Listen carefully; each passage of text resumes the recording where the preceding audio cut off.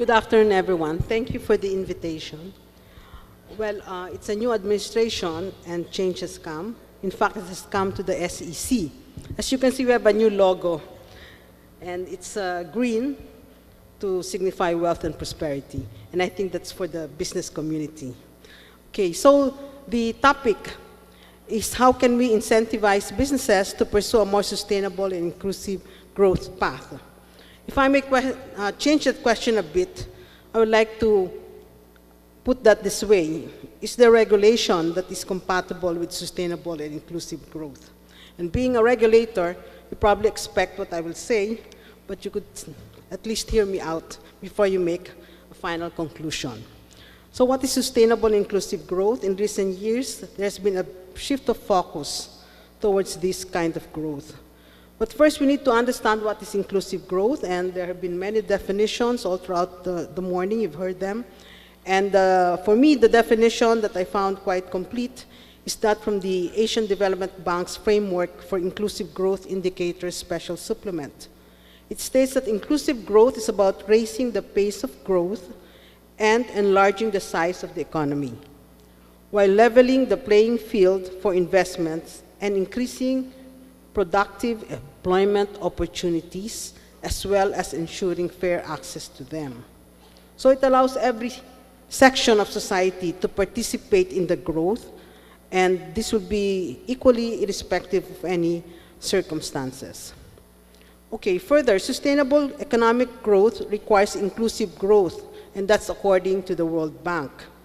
It says, maintaining economic growth may give rise to corruption, which is a major problem in developing countries. However, when there is inclusion, especially on equality of opportunity in terms of access to markets, resources, and, this is very significant for me, an unbiased regulatory environment, then there is sustainable economic growth. So I agree with both the definition of ADB and the statement of the World Bank that inclusive growth is an essential ingredient for sustainable economic growth. In particular, an unbiased regulatory environment is integral to inclusion or inclusive growth. Next slide, please. Oh, 2 slides already. Okay, next, that one. Okay, in a paper of the International Policy Center for Inclusive Growth, it said that there is a link between efforts to spur economic growth through policy measures and reduce poverty. And what kind of business environment is needed to increase employment opportunities? One that is heavily regulated, or one that's not regulated, but filled with incentives. Next slide, please. In a paper written way back in 2000 by Mr. Raul Dumail, he said that inclusive growth in the corporate and capital market setting would be impossible without a regulatory framework that encourages prudent behavior and efficient financial services through accounting rules and disclosure requirements. So indeed, every aspect of regulation, including accounting rules and disclosures, governance standards, and enforcement would have an effect on inclusive growth. And it's not that regulators should not regulate, but through regulation, they should be able to promote the public good or national economic stability. That is according to Mr. Dumail in that paper. Further, he said that regulation itself is an incentive mechanism. And so the question is that true for SEC regulation? Of course, I would say it is, because the SEC has been adjudged the #1 agency in the whole Philippines in the fight against corruption. And in the survey results of SWS in November last year, SEC emerged as the most trusted agency in the Philippines. Thank you.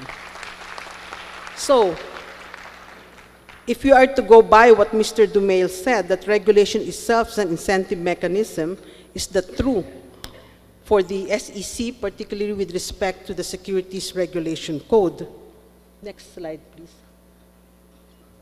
Okay, so the Securities Regulation Code declares that the state policy is this, and I'm telling you it does refer to inclusive growth. This is clear from the objectives in this declaration, namely widest participation of ownership with enterprises, democratization of wealth, and protection of the investing public. All these put together would achieve what inclusive growth wants to achieve, which is poverty reduction.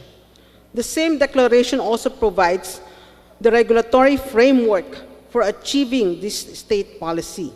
It is through full and fair disclosure about securities and enforcement, meaning the elimination of insider trading and other fraudulent or manipulative devices and practices.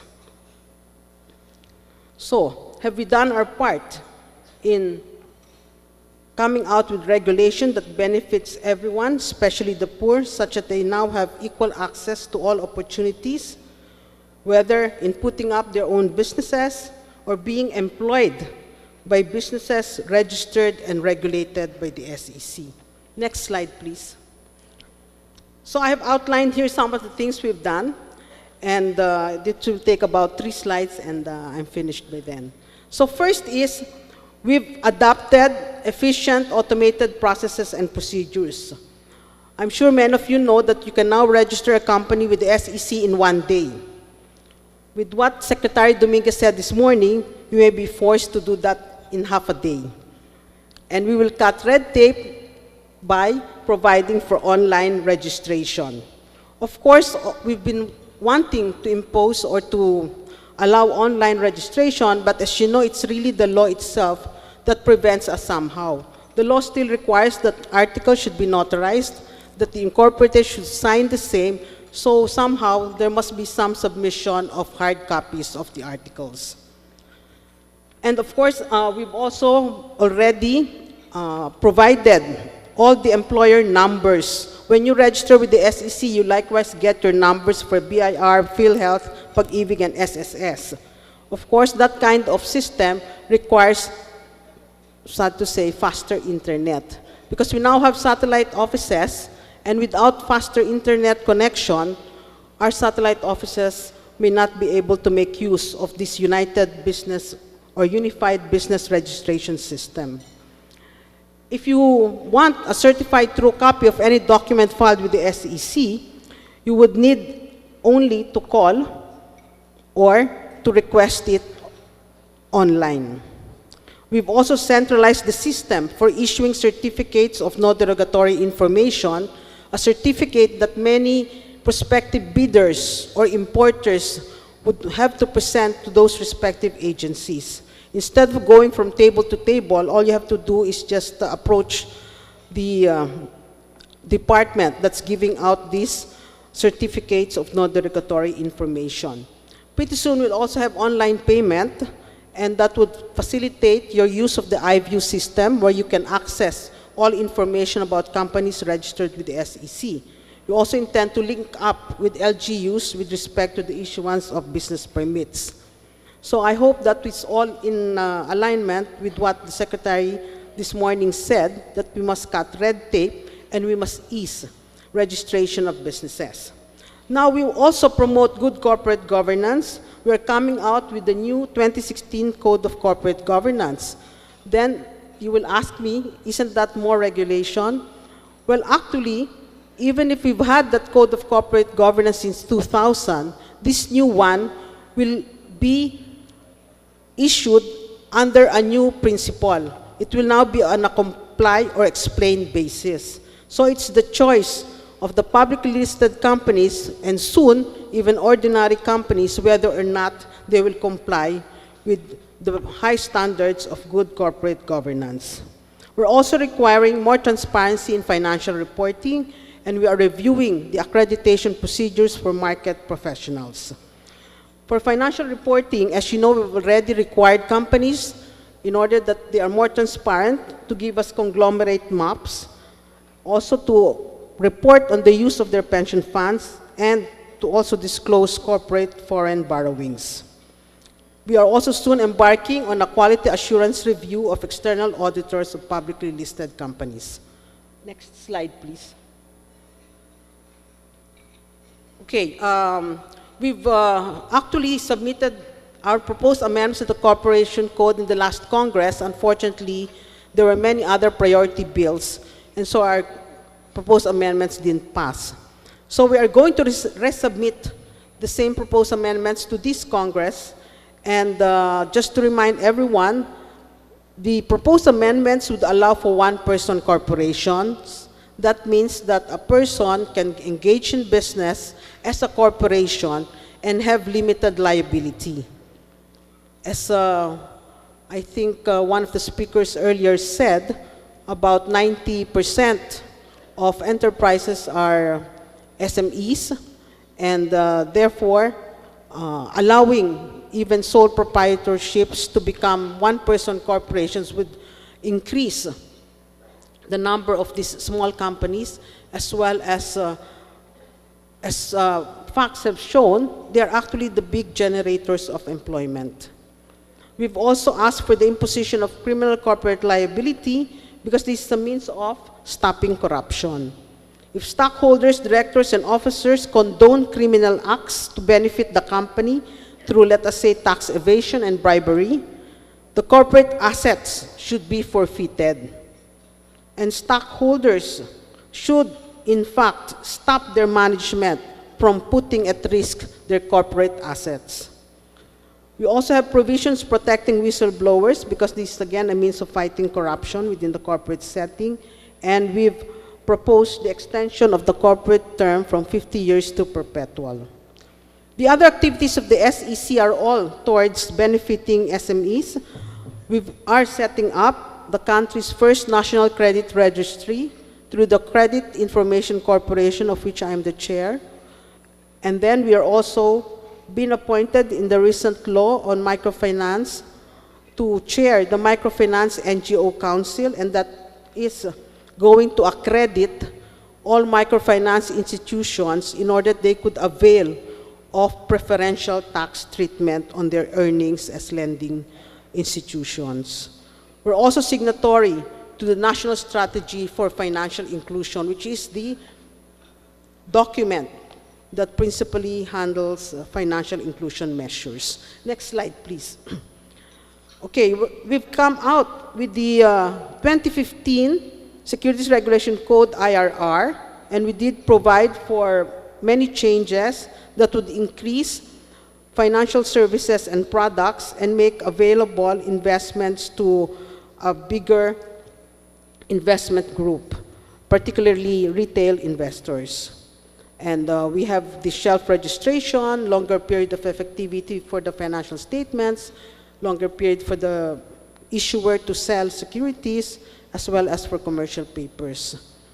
We've also coming out with new rules on project bonds. This will benefit those wanting to raise funds for infrastructure projects. And how would this benefit the public? Well, they will benefit maybe twice over. First, they will benefit by making investments in those project bonds. At the same time, they will benefit once those new roads, bridges, and transportations are built. We're also coming out with rules on crowdfunding. We're not trying to regulate crowdfunding nor discourage crowdfunding. We're just going to come out with rules such that more people would be encouraged to contribute to these crowdfunding entities.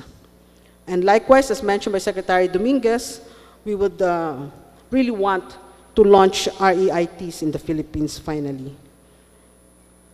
The MPO, or the minimum public float, we would like to raise for publicly listed companies, but at a gradual pace.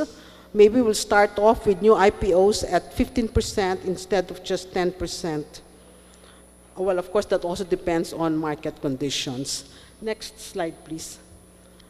And so, as I said earlier, enforcement is also an indispensable component of good regulation. And good regulation, as I said, is an incentive mechanism by itself. So we've taken actions against investment scams because it does, dissipate money meant for investments, and they actually harm the underprivileged, those who are marginalized, who turn to these investment scams in order or in the hope of earning more on their retirement money and their very low salaries. So investment scams must be stopped. We're also doing that through continuing financial education to the public, and we have also come out with new rules for broker-dealers to be able to comply or adhere with ethical standards in their dealings with their clients, and we want them to first and foremost be true to this policy of disclosure of beneficial ownership, because this will contribute to the integrity of the capital markets. Okay. So, in closing, I would like to say that while the SEC would continue to look for incentives, direct ones that we can give to companies, we think that it's good regulation that is a better way of incentivizing businesses. In fact, if we would come out with the so-called special lanes, priority in filing, or leniency for delayed reports, that I think would benefit only a few and not actually all, when inclusive growth means opportunities for all. So, in the end, I repeat, good regulation is still the best incentive to businesses to thrive and survive. With this, I would like to end by saying that with strong government institutions all taking an active role in ensuring good governance and in promoting inclusive growth, the Philippines' continued economic growth until 2020 and beyond will surely be one that would benefit all sectors of society. Thank you and have a good day.